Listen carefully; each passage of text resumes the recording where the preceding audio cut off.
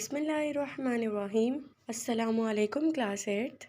Students, in this video we are going to start a new unit number 4, that is financial arithmetic. इस chapter में हम लोग financial arithmetic यानी different professional से related जो भी रियल लाइफ प्रॉब्लम होती हैं उनको किस तरीके से सॉल्व किया जा सकता है वो हम सीखेंगे। इसी तरीके से उर्दू मीडियम में हमारे पास यूनिट का नेम है मालियाती हिसाब। सो फर्स्ट ऑफ ऑल हम लोग डिस्कस करेंगे कंपाउंड प्रोपोर्शन। कंपाउंड प्रोपोर्शन से पहले हम लोग बात कर लेते हैं प्रोपोर्शन की। तो प्रोपोर्शन हमारे पास हम लोग प्रीवियस क्लासेस में डिस्कस कर चुके हैं कि क्या होता है। The equality of two ratios is called proportion. जहाँ पे हम टू रेशियोज को इक्वेट करते हैं वो हमारे पास क्या कहलाती है, प्रोपोर्शन कहलाती है। For example 3:9 is equal to 4:12। So इस तरीके से हम टू रेशियोज की इक्वालिटी को क्या बोलते हैं, प्रोपोर्शन बोलते हैं।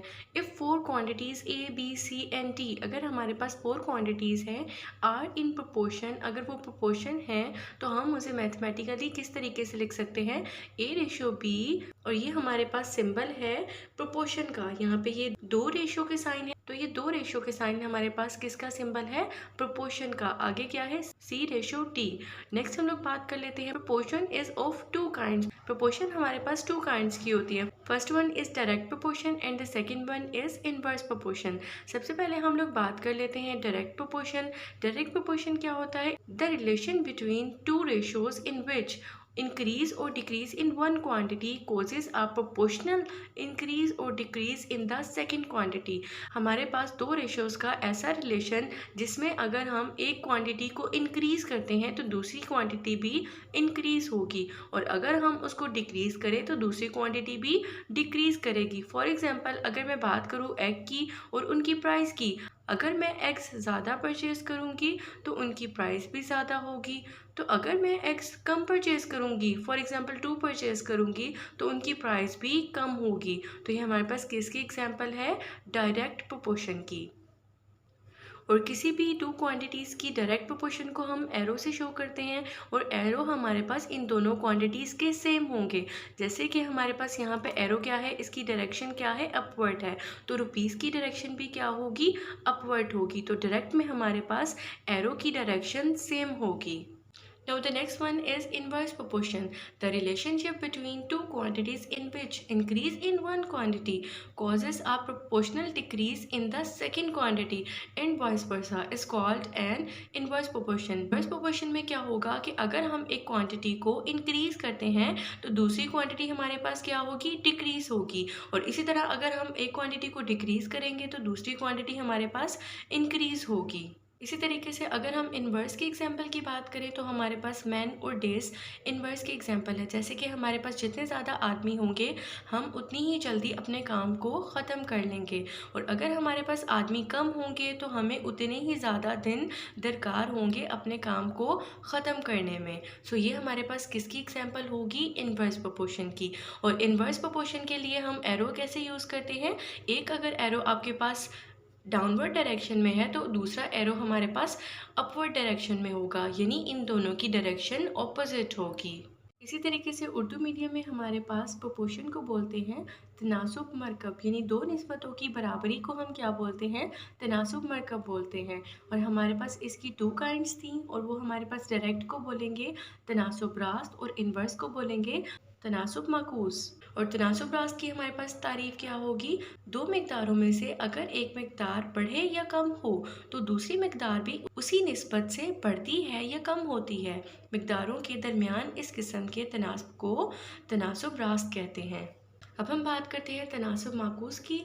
2 मिकदारों के दरमियान ऐसा ताल्लुक कि जब एक मिकदार उस निस्बत से बढ़े तो दूसरी मिकदार उसी निस्बत से कम हो या उसके बरअक्स हो, तो ऐसे तनासुब को तनासुब माकूस कहते हैं। Let's start the exercise 4.1. Question number 1 is 30 men repair a road in 56 days by working 6 hours daily. हमारे पास 30 आदमी हैं जो कि 6 घंटे रोज़ाना काम करके 56 डेज में इस एक सड़क की मुरम्मत कर रहे हैं। In how many days 45 men will repair the same road by working 7 hours daily? और हमने ये मालूम करना है 45 मैन 7 घंटे काम करके कितने दिनों में इस सड़क की मुरम्मत करेंगे। इसी तरीके से उर्दू मीडियम में ही हमारे पास स्टेटमेंट इस तरह से दी गई होगी, 30 आदमी 6 घंटे रोज़ाना काम करके 56 दिन में एक सड़क की मरम्मत करते हैं। मालूम कीजिए कि 45 आदमी 7 घंटे रोज़ाना काम करके कितने दिनों में मुरम्मत कर सकेंगे। Now let's start the solution. सबसे पहले हम लोग देख लेते हैं, हमारे पास 3 क्वांटिटीज़ की बात हो रही थी। पहले मैन, डेज एंड आवर्स। तो हमारे पास पहले मैन कितने थे, 30 मैन थे, और बाद में कितने हो गए, 45 मैन हो गए। और डेज हमारे पास पहले कितने थे, 56, और नेक्स्ट हमने फाइंड आउट करने हैं यानी मालूम करने हैं। और अगर हम आवर्स की बात करें तो पहले ये आदमी 6 आवर्स काम करते थे और अब कितना कर रहे हैं, 7 आवर्स काम कर रहे हैं। सो जो चीज़ हमने मालूम करनी होती है हम उसको लेट कर लेते हैं किसी भी वेरिएबल से। So we let the number of days is equal to x, यानी हम फ़र्ज़ कर लेते हैं कि आदमियों की तादाद हमारे पास क्या है, एक्स है। अब नेक्स्ट हम लोग चेक करेंगे कि क्या ये हमारे पास ये दो क्वांटिटीज़ डायरेक्ट है या इनवर्स हैं। अब इस तरीके से हम लोग डेज़ और आवर्स को भी चेक करेंगे कि ये हमारे पास डायरेक्ट है या इनवर्स है। तो सबसे पहले हम लोग क्या कर लेते हैं, डेज़ को हम लोग किस तरह से शो करते हैं। डेज़ के लिए हम जो चीज़ मालूम करनी होती है उसके लिए हमारे पास एरो क्या होगा, अपवर्ड डायरेक्शन में होगा। अब हम कंपेयर करते हैं मैन और डेज़ को। तो अब हम देखते हैं कि मैन हमारे पास क्या हो रहे हैं, इंक्रीज़ हो रहे हैं।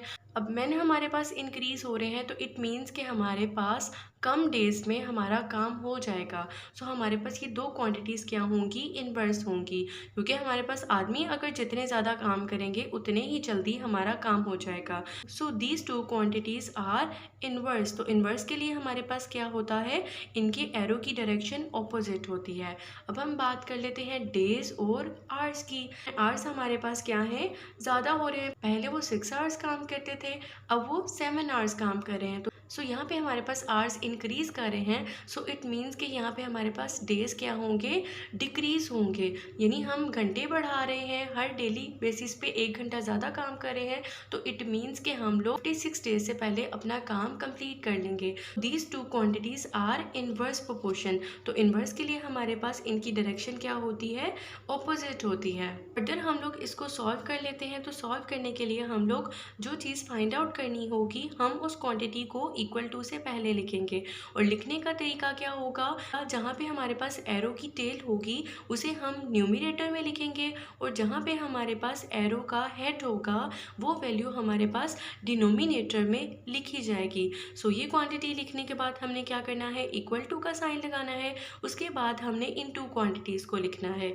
सो इसको किस तरीके से लिखेंगे, जहाँ पे एरो की टेल होती है उसको हम क्या कर लेते हैं, न्यूमरेटर में लिख लेते हैं, और बाकी हमारे पास नीचे वाली क्वांटिटी कहाँ आ जाएगी, डिनोमिनेटर में आ जाएगी। नेक्स्ट हमने इक्वल टू नहीं लगाना, अब हमारे पास क्या यूज़ होगा, मल्टीप्लाई का साइन यूज़ होगा। और यहाँ पे हमारे पास क्या आ जाएगा, 6 डिवाइडेड बाय 7। स्टूडेंट्स नेक्स्ट हम लोग देख सकते हैं कि हमारे पास कटिंग हो रही है। 5 के टेबल पे हम कट कर सकते हैं, ये 30 है और ये 45 है। तो 5 के टेबल पे कटिंग कैसे होगी, 5 6 आर 30 एंड 5 9 आर 45। और अगेन से हमारे पास कटिंग हो सकती है 9 और 6 की। So 3 3s are 9 and 3 2s are 6।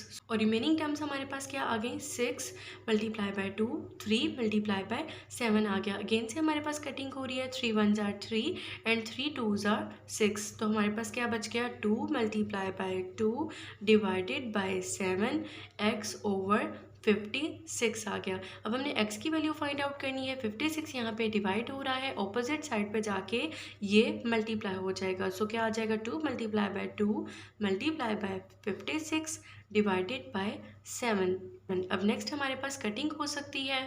Cutting किस तरह से होगी, 7 1s are 7 and 7 8s are 56। सो हमारे पास क्या बच गया, 2 मल्टीप्लाई बाय 2 मल्टीप्लाई बाय 8। अब हम क्या कर लेते हैं, इनको मल्टीप्लाई कर लेते हैं। सो हमारे पास 2 2s आर क्या आ जाएगा, 4 और 4 8s आर क्या होगा, 32। सो x की वैल्यू हमारे पास क्या आ गई, 32 days. Thus the number of days are 32। बस मतलूबा आदमियों की तादाद कितनी है, 32 है।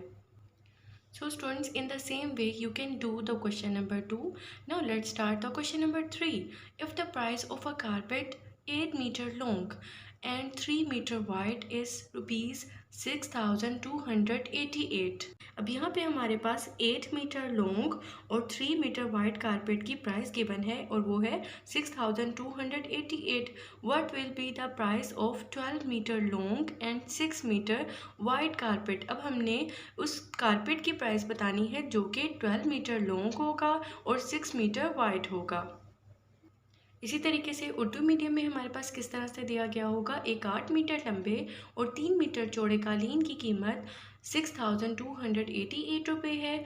बताइए 12 मीटर लंबे और 6 मीटर चौड़े कालीन की कीमत क्या होगी।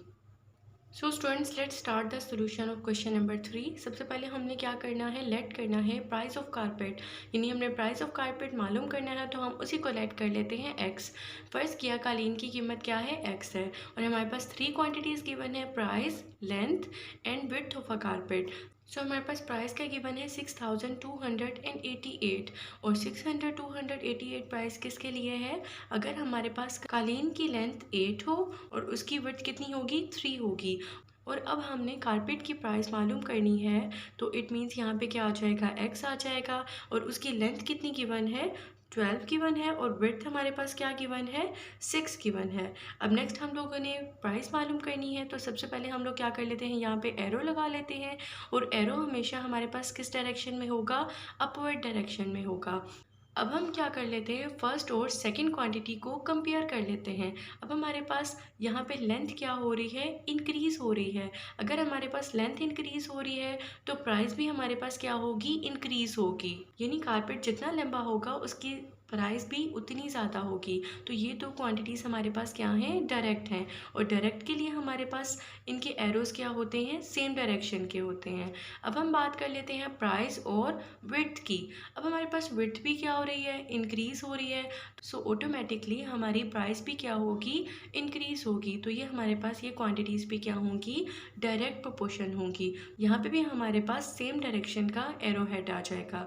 अब नेक्स्ट हम लोग क्या कर लेते हैं, हमारे पास किस तरीके से लिखा जाएगा, x ऊपर आ जाएगा, नीचे डिवाइड में क्या आ जाएगा, 6288, और इसके बाद हमारे पास इक्वल टू का साइन आ जाता है। और इसी तरीके से अब हमारे पास क्या आ जाएगा, 12 डिवाइडेड बाय 8। अब नेक्स्ट मल्टीप्लाई का साइन, और यहाँ पे भी क्या आ जाएगा, 6 डिवाइडेड बाय 3। अब नेक्स्ट हम लोग देख सकते हैं कि हमारे पास कुछ कटिंग हो सकती है, 3 1s are 3 and 3 4s are 12। अब नेक्स्ट हमारे पास 8 और 4 की कटिंग हो सकती है, सो 4 1s are 4 and 4 2s are 8, और रिमेनिंग हमारे पास क्या आ जाएगा, 1 multiply by 6 divided by 2 multiply by 1। अब अगेन से हमारी कटिंग हो सकती है, 2 1s are 2 2 3s are 6, सो हमारे पास यहाँ पे क्या बच गया, 3 बच गया। सो नेक्स्ट हम लोग क्या कर लेते हैं, ये 6288 x के साथ डिवाइड हो रहा है तो ऑपोजिट साइड पे जाके ये 3 के साथ मल्टीप्लाई हो जाएगा, 3 मल्टीप्लाई बाय 6288, और लेफ्ट हैंड साइड पे हमारे पास क्या बच गया, x। और अब हम क्या कर लेते हैं, इनको मल्टीप्लाई करें तो हमारे पास आंसर आ जाएगा 18,864 rupees. Thus the price of carpet is rupees 18,864। बस हमारे पास कालीन की कीमत कितनी है, 18,864 रुपये। In the next video, we will do the remaining parts of exercise 4.1. That's all for today. Allah Hafiz.